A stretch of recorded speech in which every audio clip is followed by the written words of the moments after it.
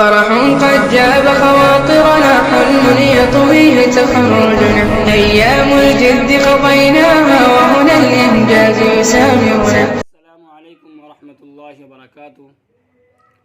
ناظرین کرام، امید ہے آپ لوگ خیر و عافیت سے ہوں گے. آج کے اس ویڈیو میں ہم بات کریں گے دنیا و آخرت کے ہر غم و فکر سے نجات پانے کے لیے بہترین نسخے کے بارے میں.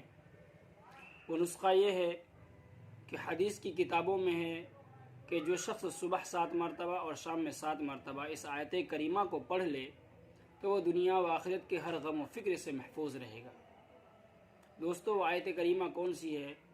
وہ ہے حسبی اللہ لا الہ الا ہو علیہ توکلت وہو رب العرش العظیم.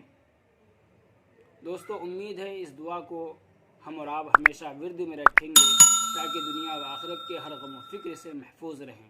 وآخر دعوانا ان الحمد للہ رب العالمین.